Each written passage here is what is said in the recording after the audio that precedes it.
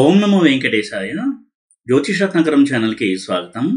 ఈ వీడియోలో ప్రస్తుతము తెలంగాణ రాష్ట్ర మంత్రివర్యులు కేటీఆర్ కొన్ని చట్టపరమైనటువంటి సమస్యలను ఎదుర్కొంటున్నారు. ఆయన అరెస్ట్ కావచ్చు అనేటువంటి వార్తలు కూడా వస్తున్నాయి. ఈ నేపథ్యంలో కేటీఆర్ గారికి అరెస్ట్ తప్పదా, ఆయనకి జైలుకు వెళ్ళేటువంటి సూచనలు ఏ విధంగా ఉన్నాయి, ఆయన యొక్క హారోస్కోప్ ప్రకారము ఇప్పుడు నడుస్తున్నటువంటి దశ అంతర్దశలను బేస్ చేసుకుని ఆయనకి ఈ గడ్డు కాలం ఎన్ని రోజులు ఉంటుంది, ఎటువంటి క్లిష్ట పరిస్థితులను ఫేస్ చేసి మళ్ళీ ఎప్పుడు బయటపడతారు, అలాగే భవిష్యత్తులో ఆయనకి సీఎం అయ్యేటువంటి యోగం ఉందా, ఆయనకి చార్ట్లో ఉన్నటువంటి రాజయోగం ఉందా, ఎంత బలంగా ఉంది, ఇలాంటి విషయాలు కొన్ని తెలియచేస్తాను. అయితే ఆయన డేట్ ఆఫ్ బర్త్ డీటెయిల్స్ కూడా నేను కొంతవరకు వెరిఫై చేసి కరెక్ట్ అని అనుకున్న తర్వాతే నేను వీడియో చేస్తున్నాను. ఎందుకంటే నేను చూపిస్తున్న ఎగ్జాంపుల్ ఆయన చార్ట్లో 1975 అనేది ఇయర్ ఆఫ్ బర్త్గా తీసుకున్నాను. అయితే కొన్ని చోట్ల 1976 అని ఉంది, బట్ ఆయనది 1975 ఇయర్ ఆఫ్ బర్త్. ఆ బర్త్ డీటెయిల్స్ కూడా నేను చార్ట్లో చూపిస్తాను. ఆయన చార్ట్ చూపిస్తూ నేను ఎక్స్ప్లెయిన్ చేస్తాను. అయితే ఇందులో పరాశర జైమిని రెండు సిస్టమ్స్లో కూడా నేను అనలైజ్ చేస్తాను. అయితే ఈ అనాలిసిస్ చేసేటప్పుడు ఇటువంటి ఒక పరిస్థితిలో ఒక వ్యక్తి వెళ్ళినప్పుడు, ముఖ్యంగా రాజకీయ నాయకులు కావచ్చు, సెలబ్రిటీస్ వెళ్ళినప్పుడు వారికి ప్రస్తుతం నడుస్తున్నటువంటి వింశోత్తర దశ, అంతర్దశ, అలాగే ప్రత్యంతర దశ ఈ లెవెల్ వరకు వెళ్ళొచ్చు. అలాగే గోచారం చంద్రుడి రీత్యా ఎలా ఉంది, లగ్నం రీత్యా కూడా గోచారం చూడాలి. లగ్న రీత్యా, చంద్ర రీత్యా గోచారము, అలాగే వర్షఫల చార్ట్, దాని అనుగుణంగా ఇప్పుడు నడుస్తున్నటువంటి పీరియడ్ ఎలా ఉంది. ఎందుకంటే వర్షఫలంలో కూడా దశలు అనేవి ఉంటాయి, దాని ప్రకారము ఎలా ఉంది.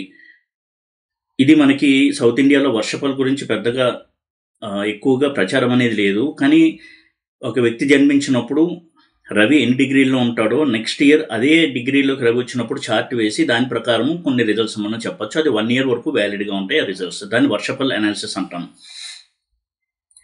దీని ప్రకారంగా ఆయనకి ఇప్పుడు ఎలా ఉంది, రాజకీయ పరిస్థితి కావచ్చు, వ్యక్తిగతమైనటువంటి పరిస్థితులు ఎలా ఉండబోతున్నాయి, ఆయన అరెస్ట్ తప్పదా, జైలుకు వెళ్తారు, ఒకవేళ వెళ్తే ఎన్నాళ్ళు ఉండి మళ్ళీ బయటకు వస్తారు, ఇటువంటి పరిస్థితి జ్యోతిషపరంగా, ప్లానటరీ కాంబినేషన్స్ అండ్ దశాభుక్తి పరంగా ఎందుకు వచ్చింది అనేది తెలియచేస్తాను. అయితే ఇక్కడ ఏ పొలిటికల్ పార్టీని సపోర్ట్ చేసేటువంటి ఎజెండా నాకు లేదు.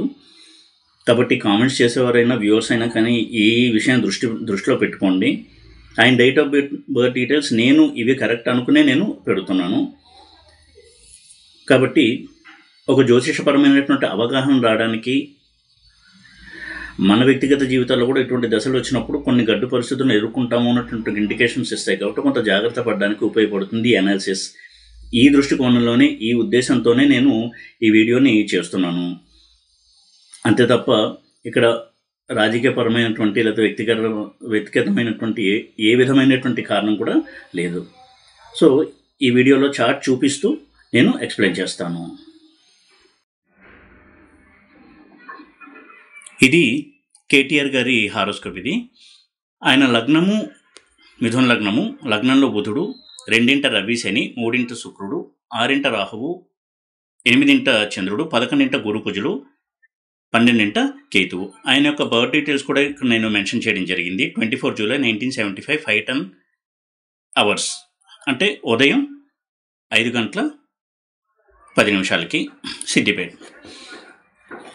ఇక్కడ ఆయన లగ్నం చూసినట్టయితే, అంటే ఆయన హారోస్కోప్ గురించి డీటెయిల్గా వెళ్లకుండా కొన్ని ఇంపార్టెంట్ బుల్లెట్ పాయింట్స్, స్ట్రెంగ్స్ ఏంటనేవి నేను ఇక్కడ చెప్తాను.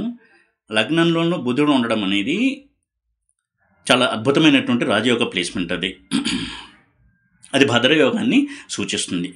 ఈ భద్రయోగం ఎప్పుడైతే లగ్నంలో ఉంటుందో మిథున లగ్న జాతకులకి ఇది చక్కటి రాజయోగాన్ని ఇస్తుంది. ఒక పదవీ ప్రాప్తి కావచ్చు, తన తెలివితేటల ద్వారా సమస్యలను అధిగమించడము, ఇటువంటి కొన్ని లక్షణాలు ఇస్తుంది భద్రయోగం. ఎందుకంటే బుద్ధిబలానికి సంకేతము బుధుడు. అలాగే 11 గురుకుజల కాంబినేషన్ గురుమంగళ యోగాన్ని ఇస్తోంది. ఇది చాలా మంచి కాంబినేషన్. ఇది ధనయోగము, అదేవిధంగా సమాజంలో స్టేటస్, ఎందుకంటే 11th హౌస్ అనేది సోషల్ స్టేటస్ను సూచిస్తుంది. ఇటువంటి సమాజంలో ఒక స్టేటస్, పలుకుబడి, రాజకీయాల్లో పదవీ ప్రాప్తి, ఇవన్నీ సూచించేటువంటి యోగం ఇది. నా వీడియోలు కనుక మీరు చూసినట్టయితే నేను ఎప్పుడూ చెప్తూ ఉంటాను, 5th హౌస్ 11th హౌస్ అనేవి పొలిటికల్ సక్సెస్ని సూచించే హౌసెస్. 11th హౌస్లో గురుకుజులు ఎప్పుడైతే గురుమంగళ యోగంలో ఉన్నారో వారికి పొలిటికల్ లైఫ్ చాలా బాగుంటుంది, ఒక పదవి ప్రాప్తి అనేది ఉంటుంది. అంటే కేవలం మినిస్టర్ దగ్గర కాకుండా సీఎం లెవెల్కి వెళ్ళేటువంటి యోగాలు ఇవి. అలాగే పరాశర కాకుండా జైమిని సిస్టమ్కి వెళ్ళినట్టయితే ఈ ఘటిక లగ్న 8 అని ఇక్కడ సూచించాను. 8 అంటే 10th హౌస్ యొక్క ఆరూఢము, దానికి 8 అని పేరు. ప్రతి హౌస్కి ఆరూఢాన్ని కనుక్కోవాలి. ఉదాహరణకి 10th హౌస్ యొక్క ఆరూఢం ఎలా కనుక్కోవాలంటే లగ్నం నుంచి 10th హౌస్ ఏది మీనము, దాని అధిపతి గురువు మీనం నుంచి 2వ ఇంట్లో ఉన్నాడు మేషంలో, అక్కడి నుంచి 2వ ఇల్లు అయినటువంటి వృషభం రాజ్యారూఢం అవుతుంది, అంటే 10th హౌస్ యొక్క ఆరూఢం. ఘటిక లగ్నము రాజ్యారూఢము ఈ రెండూ కూడా పవర్ని, స్టేటస్ని, పొలిటికల్ పవర్ని ముఖ్యంగా సూచించేటువంటి హౌసెస్ ఇవి. అందులో కేతు ఉండడము, అలాగే రాశి దృష్టితో రవిశనులు చూడడము, ఎందుకంటే చరరాశి స్థిరరాశి చూసుకుంటాయి కాబట్టి రవిశనుల దృష్టి కేతు మీద, కేతు యొక్క దృష్టి రవిశనుల మీద ఉంటుంది. ఇక కారకాంశ లగ్నము ఆయనకి మిథునమైంది. కారకాంశ లగ్నం ఎలా కనుక్కుంటాము అంటే ఇక్కడ నేను ఈ టేబుల్ ఇవ్వడం జరిగింది. ఆత్మకారక అమాత్మకారక గ్రహాలు ఏంటనేది. ఆత్మకారకుడు బుధుడు, నవాంశలో ఆత్మకారకుడు ఏ రాశిలో ఉంటాడో అది కారకాంశ లగ్నం అవుతుంది, అది మిథున లగ్నము. ఇక ఆయనకి నడుస్తున్న దశలు అలాగే రిజల్ట్స్, ఇప్పుడున్నటువంటి పరిస్థితి కారణం ఏంటి అని కనుక చూసినట్టయితే ప్రస్తుతం ఆయనకి వింశోత్తర దశలో శని మహాదశలో, శని అంతర్దశలో శుక్ర ప్రత్యంతర్దశ జరుగుతోంది. జూలై 24 నుంచి 2024 జూలై నుంచి జాన్ 2025 వరకు. అయితే ఆయనకి 2022లో సెకండ్ హాఫ్స్లో శని మహాదశ స్టార్ట్ అయింది. 19 ఇయర్స్ ఉంటుంది, 19 సంవత్సరాలు.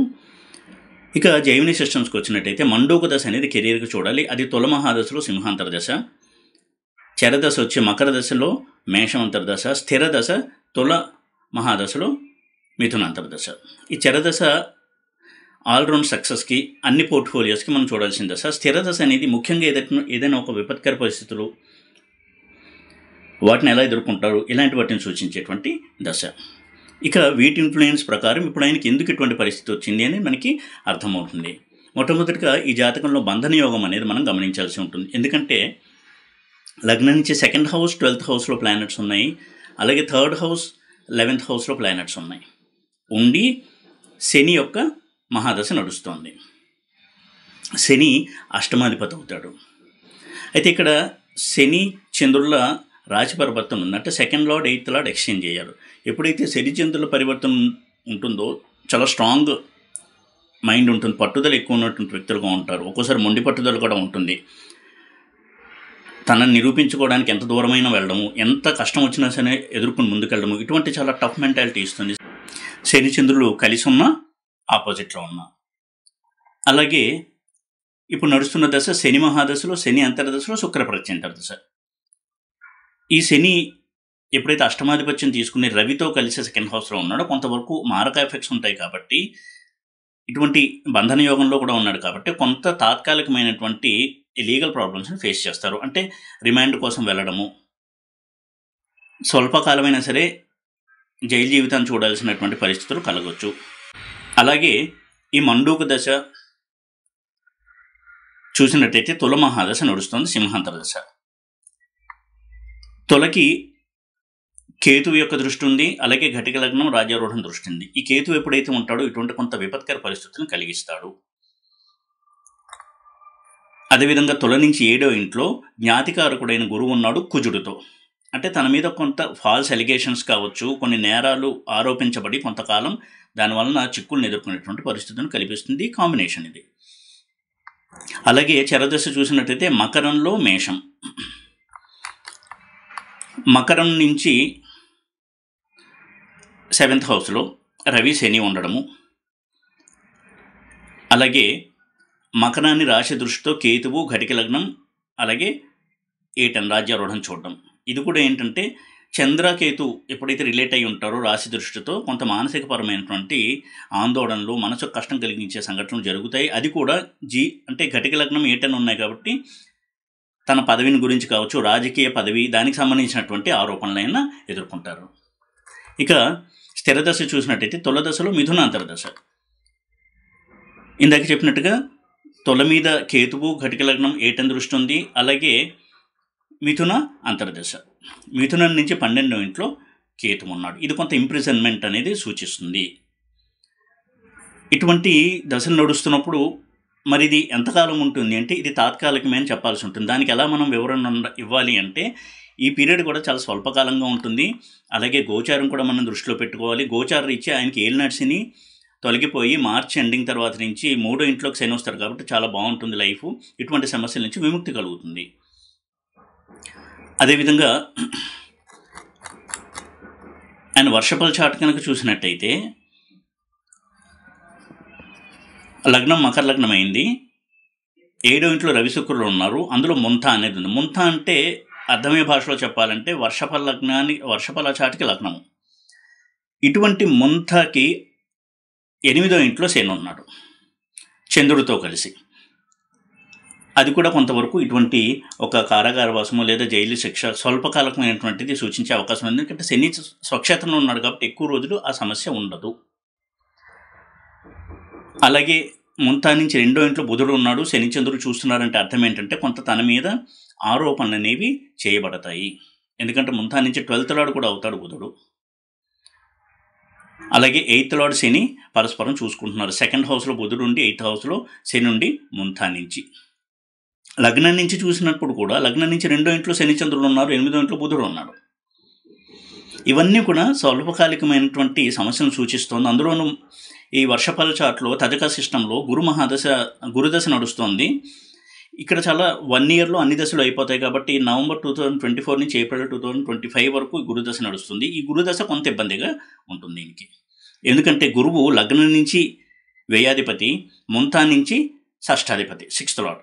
కాబట్టి కొంత స్వల్పకాలికమైనటువంటి కొంత చట్టపరమైనటువంటి చిక్కులు ఇలాంటివన్నీ ఆయన ఎదుర్కొని అందులోంచి మళ్ళీ బయటకు వస్తారు. అయితే ఎప్పుడు కూడా మనం చూడాల్సింది వాళ్ళ చార్ట్లో రాజయోగాలు బలంగా ఉన్నాయా. ఎందుకంటే ఈయన చార్ట్ చూసినట్టయితే అద్భుతమైనటువంటి రాజయోగాలు మనం గమనించవచ్చు. లగ్నంలో బుధుడు భద్రయోగంలో ఉండడము, 11వ ఇంట్లో గురుకుజులు కలిసి గురుమంగళ యోగంలో ఉండడము, 6వ రాహువు. ఎప్పుడైతే 6వ రాహు ఉంటాడో, నేను చాలాసార్లు చెప్పడం జరిగింది రాహు వీడియోస్లో, ప్రత్యేకంగా రాహు 6వ ఉంటే వీడియో కూడా చేశాను నేను. శత్రువుల మీద జయం ఉంటుంది వారికి లైఫ్లో. రాహు మహాదశ రానివ్వకపోండి, వాళ్ళ 6th హౌస్ అనేది ఎప్పుడు కూడా చాలా స్ట్రాంగ్గా ఉంటుంది. అంటే ప్రత్యర్థుల మీద ఎప్పుడు వీళ్ళ విజయం ఉంటుంది. వాళ్ళని వాళ్ళ ప్రత్యర్థులు ఏమీ చేయలేరు. ఇది రాహుకి చాలా చాలా అద్భుతమైనటువంటి ప్లేస్మెంట్, 6th హౌస్లో రాహు ఉండడం. అయితే అనుకోవచ్చు మరి రాహు వృశ్చికంలో ఉన్నాడు, నీచలో ఉన్నాడు కదా అని. అయితే మిగతా గ్రహాలు ఉచ్చ నీచలకి, రాహుకేతులు ఉచ్చ నీచలకి చాలా తేడా ఉంటుంది. ఇందులో నీచభంగ రాజయోగము అలాంటివి రాహుకేతులకు చెప్పబడలేదు. రాహు 6th హౌస్లో ఉండి 6th లార్డ్ అయినటువంటి కుజుడు 11th హౌస్లో స్వక్షేత్రంలో గురువుతో ఉన్నాడు. అంటే వారికి ఎప్పుడూ కూడా సక్సెస్ అనేది గ్యారంటీడ్గా ఉంటుంది. ప్రత్యర్థులు వీరి మీద విజయం సాధించలేరు. ఒకవేళ ప్రత్యర్థులు దాడి జరిగినా అది తాత్కాలికమే అయి ఉంటుంది. ఎందుకంటే అంత అద్భుతమైనటువంటి గురుబలం కూడా ఉంది వారికి. అందులోనూ 10th లార్డ్ అయినటువంటి గురువు 11th లార్డ్ అయినటువంటి కుజుడితో కలిసి 11th హౌస్లో ఉన్నారు అంటే వీళ్ళ పొలిటికల్ కెరీర్ ఎప్పుడు కూడా చాలా స్ట్రాంగ్గా ఉంటుంది. అందుకే నేను ఈ చార్ట్ నుంచి చెప్పగలిగేది ఆయనకి సీఎం యోగం కూడా ఉంది. అటువంటి చాలా బలమైనటువంటి చార్ట్ కేటీఆర్ గారిది. సరే చూద్దాము రానున్న రోజుల్లో ఆయనకి ఇటువంటి అరెస్ట్ నుంచి ఎలాంటి పరిణామాలు ఆయన ఫేస్ చేసి అందులోంచి ఎప్పుడు బయటపడతారు, ఏ విధంగా బయటపడతారు అనేది త్వరలో తెలుస్తుంది. ఇది ఒక టెంపరీ పీరియడ్గానే మనం చూడాల్సి ఉంటుంది జ్యోతిషపరంగా అనలైజ్ చేసినప్పుడు. ఈ విధంగా చూసినట్టయితే కేటీఆర్ గారికి సమీప భవిష్యత్తులో చాలా మంచి అద్భుతమైనటువంటి రాజకీయ వైభవం అనేది ఉంది. అయితే ఈ గడ్డు పరిస్థితి కొన్ని రోజులు ఉంటుంది. ఇటువంటి పరిస్థితి నుంచి ఆయన దాటుకుని మళ్ళీ ముందుకు వెళ్ళి చాలా అద్భుతమైనటువంటి రాజకీయ పరమైనటువంటి యోగాలను కూడా అనుభవిస్తారు ఆయన. ఎందుకంటే ఆయన చార్ట్లో నేను చెప్పినట్టుగా చాలా బలమైనటువంటి రాజయోగాలు ఉన్నాయి. సీఎం పదవికి అర్హమైనటువంటి యోగాలు కూడా ఉన్నటువంటి చార్ట్ కేటీఆర్ గారి చార్టు. అయితే ఇది కొంత తాత్కాలికమైనటువంటి ఒక పరిణామం. కొన్ని రోజులు ఆయన ఇటువంటి ఇబ్బందికరమైనటువంటి పరిస్థితిని దాటుకుని ముందుకు వెళ్లాల్సి ఉంటుంది. కాబట్టి ఈ పరిస్థితి వచ్చినప్పుడు ఎవరైనా సరే ఆ ప్లానటరీ ఇన్ఫ్లుయెన్స్ అయ్యే వరకు, ఎందుకంటే దశ భుక్తి ప్రత్యంతర దశ పరాశర జైమినిలో దశ అంతర్దశలు, వర్షఫలంలో పరిస్థితులు, గోచారంలో పరిస్థితులు కొంత ప్రతికూలంగా ఉన్నాయి కాబట్టి ఈ పరిస్థితి అనేది ఎదుర్కోక తప్పదానికి. కానీ ఇది చాలా తాత్కాలికము. తర్వాత మాత్రం చాలా మంచి యోగం ఉన్నటువంటి పరిస్థితులను ఆయన అనుభవిస్తారు. చాలా బలమైనటువంటి చార్ట్ అయింది.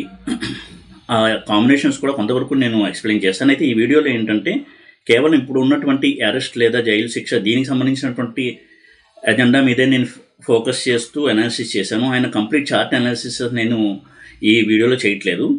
సో చూద్దాము ఆయనకి ఇటువంటి విపత్కర పరిస్థితి ఎన్ని రోజులు ఉంటుంది, ఎప్పుడైనా బయటపడతారు అనేది కూడా మనకు తెలుస్తుంది. చాలా త్వరలోనే ఈ పరిస్థితులు కూడా ఆయనకి తొలగిపోతాయి. ఈ వీడియో కనుక మీకు నచ్చినట్టయితే లైక్ చేసి, షేర్ చేసి, సబ్స్క్రైబ్ చేయండి. ఓం నమో వెంకటేశాయ.